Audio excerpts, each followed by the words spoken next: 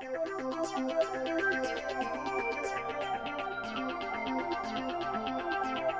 if you're in the market for a good flashlight and you're checking eBay, seeing all these cheap flashlights, wondering which one you should get, this is a quick review that goes through all of them, gives you all the functions, features, and by the end of this you should be able to figure out which flashlight you want without having to buy every single one. For instance, if you want 8000 lumens, then get the Skyray King. If you want zoomability, then get these compact zoomable ones. If you want throw, get the C8. If you want low output, long runtime, get the Q5. There's only 3 LEDs that are worth looking at, and they're all made by Cree. The older LED and the lower powered one is called the Q5. It's still good because it has a long runtime, but does not have very good output. The next LED they came out with was the XML. It gives you 100 lumens per watt, runs at 10 watts, and gives you around 1000 lumens. They improved on that by making the XML2, which runs at 10 watts as well, but gives you 116 lumens per watt. And right now the XML2 is the leading LED for single-celled LED flashlight. The reason I say single-celled is because they have high output LEDs, but they run at 6 volts and up. So if you want those high-powered flashlights, you're going to have to pay over $100. But this review is for people who want to spend $50 or less on a flashlight and not $100 or more. Even though these eBay flashlights are cheaper than $50, they still put out as much light or more than the more expensive flashlights. For instance, the ThruNite TN36 is a $230 flashlight. The Skyray King is a $35 flashlight, and it puts out 8800 lumens.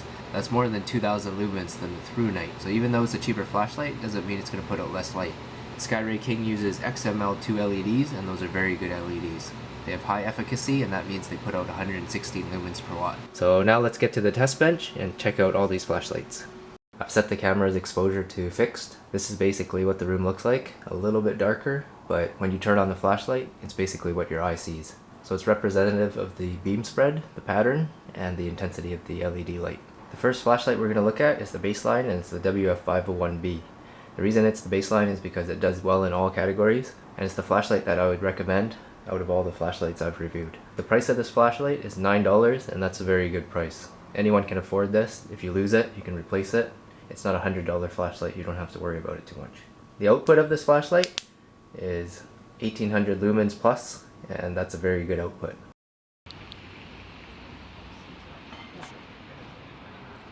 This one's pretty good. It's got a narrow distribution, but since it's a smaller reflector than the C8, it expands a little more. But as you can see, it lights up the building quite well still. So that's the XML2. As you can see, it's pretty bright. If anything comes at you from the bushes, you can just turn over and spot it pretty quickly. But the light output is not as great as obviously a Skyray King.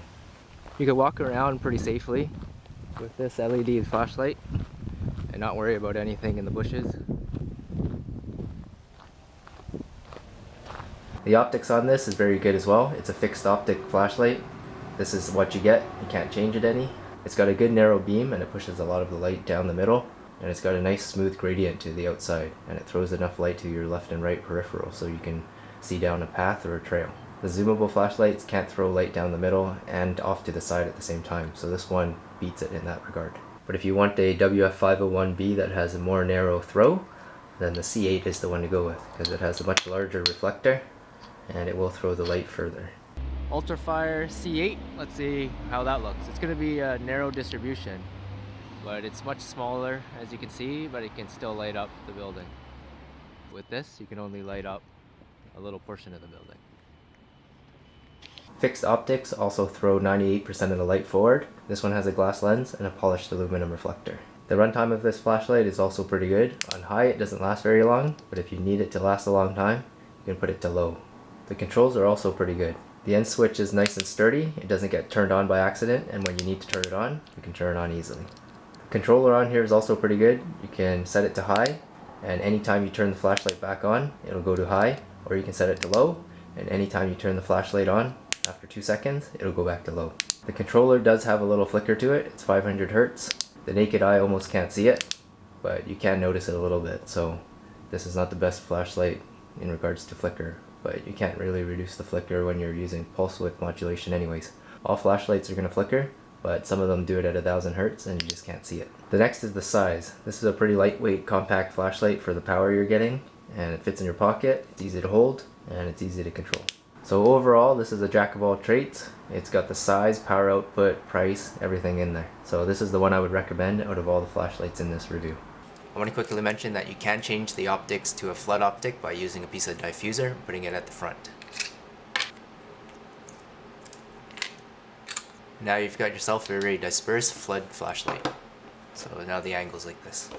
We'll put all of the details of this at the end of the video, or you can click here. Next up is the Skyray King.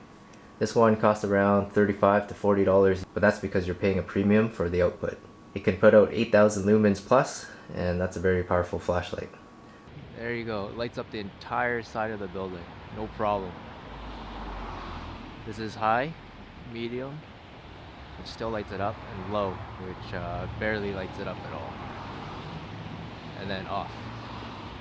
The Skyray King can light up an entire building that's about 21 floors tall. No problem. Pretty bright. If you really want to be safe, you gotta bust out your Skyray King, which is right here. So if you want to walk around the trails at night and actually see into the bushes, the Skyray King is the way to go. The eye can actually see a little better than this camera. Not by much, but just a tiny bit. So you can see that bridge over there. Skyray King lights up the entire bridge. If anyone's coming over that thing, you can see them coming right away. The only problem is it uses a lot of battery power, and its runtime is probably 30 minutes on high, and even on low, it still only lasts 2 hours because this low is still pretty bright. The button on here is easy to push, and that's a problem if you throw it into a bag or you put it in your pocket. You just push it for high, and then you have to cycle through to medium and low, and then to off. So it doesn't have memory, and that makes it kind of hard to use, but you just have to get used to it. When you're using this flashlight, you really miss the memory effect on the WF-501B. You can also hold for 3 seconds at any time to get strobing. Even if it's on, you can hold it for 3 seconds and jump to strobing. Then you just flick to off. If you want the flashlight to be put in a bag and not turn on, you can turn it half a turn, and then the battery's disconnected and you can't turn it on anymore. This one also has the same flicker problem when it's dimming because it's just using pulse width modulation. If you look carefully, you can see the bands going up the screen. That's how long the LED stays on for. So as you can see, it's a third of the time. If I go to medium, it's half of the time. The size of this flashlight makes it not a pocket flashlight. You have to throw it inside a bag, but it's really big and heavy because of its high output. So you're sacrificing the weight and the size for the output. So this might not be the best for backpacking if you need to reduce the amount of weight you're carrying. For that, you'd use the WF-501B. This is for when you need to use a lot of light, like when you're camping out of your car or just in your backyard or something. This is not really for backpacking.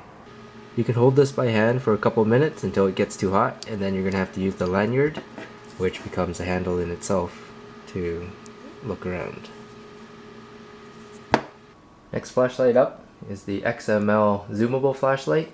These are very popular on eBay, and you'll see a lot of these.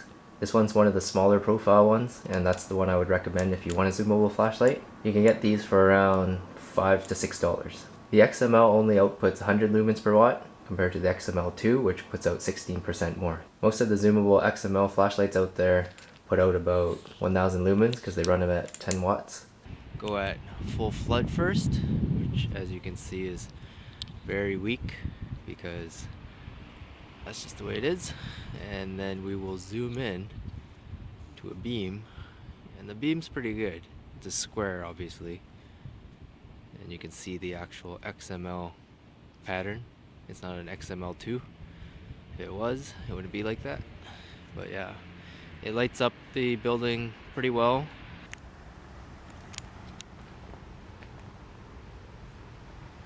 And then we'll switch to the zoomable flashlight, which is pretty much a joke, even compared to the WF-501. Because you can either see like this in a spot, or you can either spread it up. So the reflector-based flashlights give you the best of both worlds. It doesn't give you the zoomability, but it definitely gets all the light out there that you need. As you can see, the distribution is pretty even, and it's not as wide as the WF-501B. So I'm going to compare the WF-501B to the zoomable flashlight. As you can see, the WF-501B's distribution is a little wider than this zoomable flashlight, but this one evenly distributes the light much better than this one. So if this is the distribution you're looking for, the zoomable flashlight is probably what you want. So as you zoom in, the light only gets distributed to the center point. So this is not the best flashlight for walking around trails because you can't see to the side that easily. And if you zoom into a spot like this, you can't see to the side very easily as well. So you sacrifice some versatility by adding this zoom function, and you lose some of the light because it's going through this zooming system. So it's probably only 80% of your light output. When you zoom in like this, it reduces the light output probably to 35 or 40% because the lens is much further away from the LED and you lose all that light on the walls of the flashlight. So there's a lot of compromises to get the zoomability, but if this is what you want, then you'll want the zooming flashlight. This flashlight's good if you're working on your car though, because it has a wide distribution and even distribution of light. That's what you want when you're under the hood and looking at different things. So there is a place for this flashlight, it's just not on the trails or outside. Also, when you need to zoom in on something in your car, you can do that as well. So the zoomability of this flashlight does help you, but you are sacrificing light output and the versatility of having a spot and a wide distribution at the same time. The runtime of this flashlight is similar to the WF-501B. Its high is at 10 watts and its low is just 15% of that or so. The WF-501B actually has a lower low than this, so if you need a flashlight that runs for a long time, the WF-501B is still the one to go with. The size of this flashlight is a little better than the WF-501B because it doesn't have the reflector, so it can be smaller. It can be a little shorter when it's in the wide mode, and it's got a good tail switch on the back as well. So this is a good pocket flashlight, and you can carry it around with you pretty easily. It's just as light as the WF-501B. So in the collapse mode, this one's shorter, and it zooms out almost to the same length as the WF-501B. The ergonomics are pretty good too. You can zoom in and out with one hand pretty easily. This one's controls has no memory mode, so every time you turn it off for more than 5 seconds, it'll go back to high, but if you turn it on too quickly, it'll go to medium, low. But most of the time when you turn on your flashlight, you're going to want high anyways, so that's not really a big deal. But I do like being able to set it to low and having it remember that and come back to low when you turn it on again. This one has no memory, so it's not that good. But that's why the WF-501B is the best of all traits, because it has everything. These ones don't. I've used black tape to tape magnets onto here, so you can stick it on your car if you're working on stuff, stick it on the wall if you're trying to light something up. It's just handy to have magnets on there. If you're looking for a flashlight that's similar to the XML, but lower output, this is 2.5 watts, look for the Q5. This is a very inexpensive flashlight, it's only $3.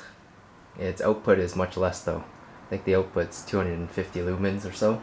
This is the wide distribution, you can't see it, but once you zoom it into a spot where it's only 35% of the light output, you can see it as a square. And it's a smaller square than the XML because it's a smaller die.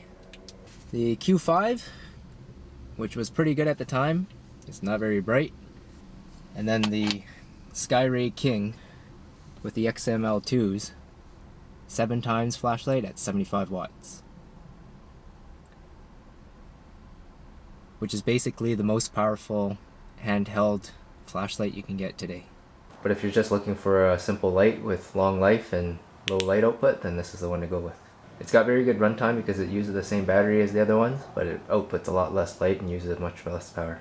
This is controlled in the same way as the XML zoomable flashlight. It doesn't have memory. If you like that memory function, definitely try to find a flashlight that has the memory function. These ones do come in the ones with memory, it's just not as common. This one has high, low, and strobe. The size of this is similar to the XML zoomable flashlight. It doesn't get much smaller than that because of the battery. And last but definitely not least is this little tiny XML keychain flashlight. This one has the stupid memory that I'm talking about, where it will go to the next mode. So if you have it on high, next time you turn it on it goes to low. Next time you turn it on it goes to strobe. That's really annoying because when you go to use your flashlight and it strobes on you, because last you had it on was low, then it's just really annoying. But since it's just an emergency keychain flashlight that you can easily pocket, easily carry on your keychain, that's a very bright light for an emergency flashlight. It obviously doesn't last very long because the battery inside it is tiny. The small batteries are 16340s. I've tested this one and it only has about 300 milliamp hours, even though it says it's supposed to be 1200 milliamp hours. That's typical for eBay cells. If you can get a guaranteed cell in this format, you could probably get a lot more runtime on this. But that's not very necessary if you're just carrying this around in your pocket. This one's pretty cheap, it's around $6 or less. That's good for an XML flashlight that has quite a bit of output. It's got a nice fixed optic, similar to the WF-501B. Throws light to the sides and straight down the middle. So if you're walking down a trail, this one's perfect for that. The runtime of this is very poor because the battery is so tiny and the output is quite a bit. The runtime is not very good because it runs at 4.7 watts and the battery is so small. It only runs for about 30 minutes. The controls on this are not very good. You have to twist it to turn on and off, but for a small flashlight, that's fine. You don't really want to increase the size of it by adding a tail switch or anything.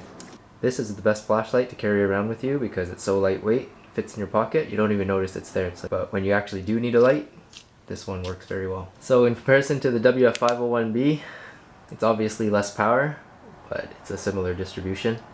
If I change this one to medium, it's basically the same as this one.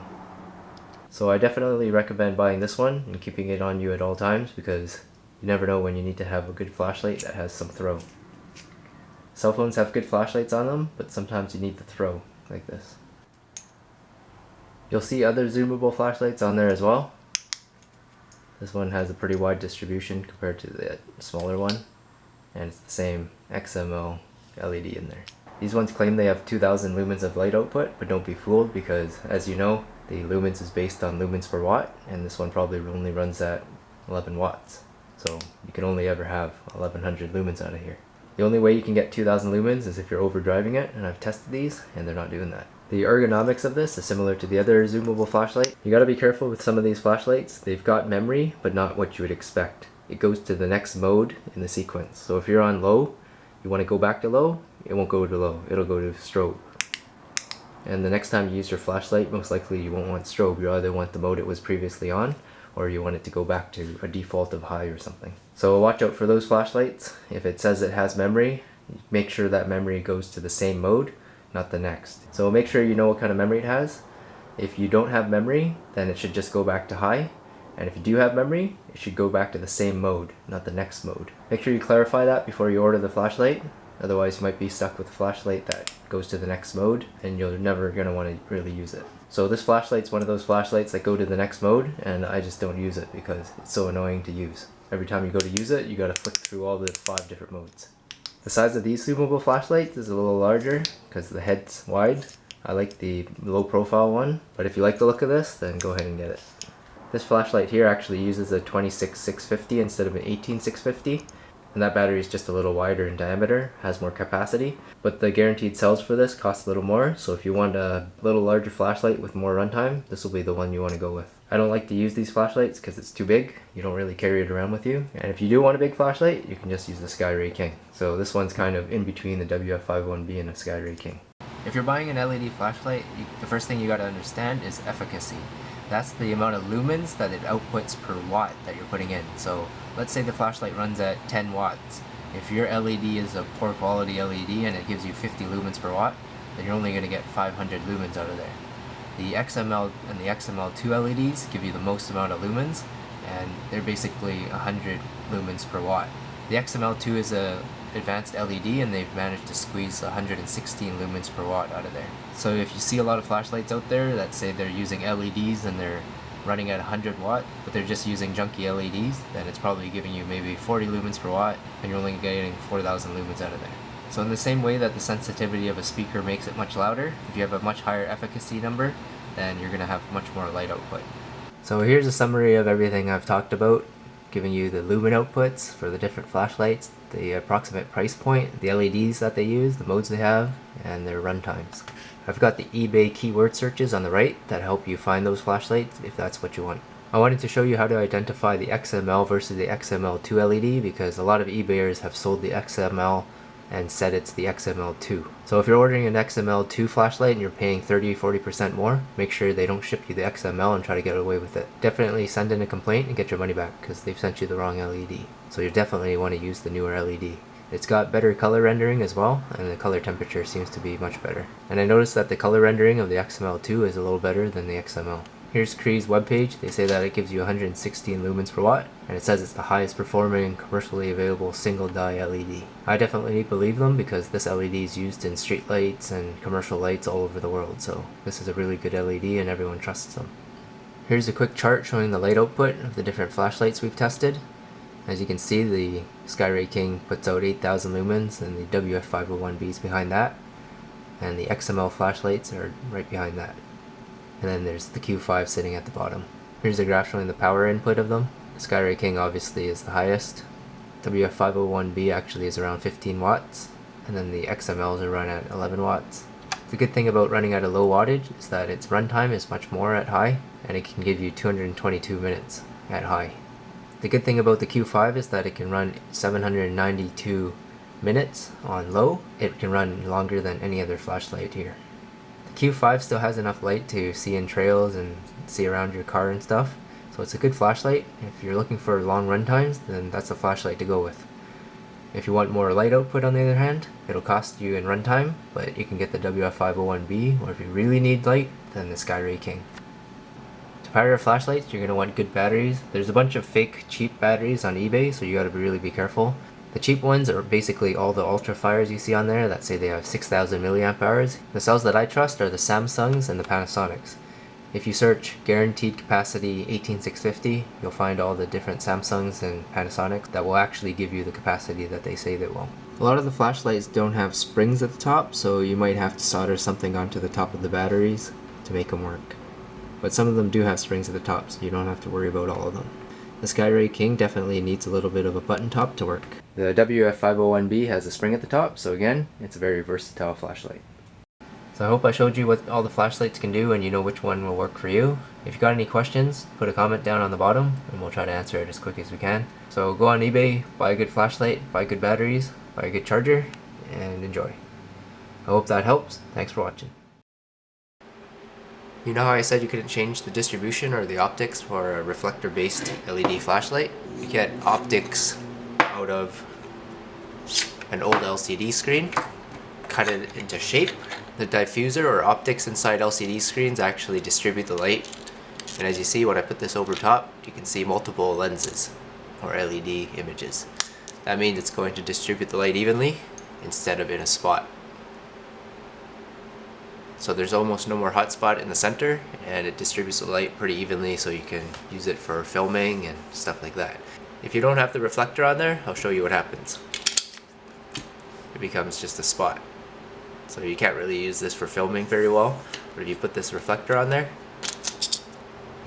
you can use it for filming because it diffuses the light. So if you look carefully, you can see how it diffuses and refracts the light. So this is a tricky little lens. It's got a bunch of little micro lenses on there, and it diffuses the light. So if you flip it around in this mode, it'll shoot 2 beams of light out instead of 1. So if you flip it around, it refracts the light and makes it 2 beams instead of 1. But you probably don't want it like that, so you just flip it around, and then you get nice diffused light. So you can get the diffusers out of old LCD screens. Peel off the back edge of this. Just the shiny reflector, so it pushes the light forward. And then this piece is a good diffuser, and then you can use these ones as well if you want. So just cut it to size and then test it out. See which one works for you.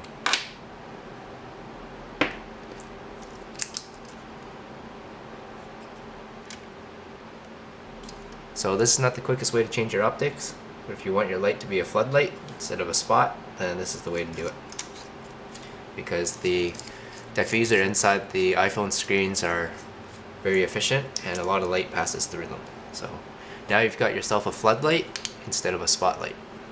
So if you're working under the hood or inside your trunk installing a subwoofer or amplifier, this works great because you don't want a spotlight, you want a nice floodlight like this. You can just put it down and it creates a lot of light for you. There's no way you can get this kind of distribution with any other flashlight without using a diffuser. And as a floodlight, it's very dispersed even compared to the zoomable flashlight in wide mode. So this is in wide mode, its beam angles like this, and this light's beam angles way wider. So that's the best way to make a floodlight out of your LED flashlight. So you can just keep that piece of diffusing paper inside your tube, and you can change the optic whenever you need. So that's a quick trick to turn your fixed focus light into a floodlight if you have to. You can get the diffusers out of any LCD monitor, any broken LCD monitor. Just take it apart and get your diffuser out of there. There's one thing you can do to improve the WF-501B. There's an air gap between here and the body.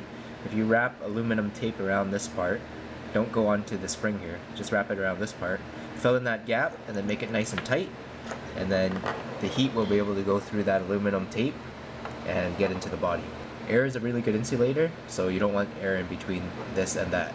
You want to fill it with something solid, so any tape will do. Even having plastic tape in between here and there is better. You could use electrical tape, that's still better than air. Air is the ultimate insulator, so whatever you do, get all of the air out between here and there. And that will help cool the WF-501B and just make it last longer. It's not necessary, but you can do it if you want to.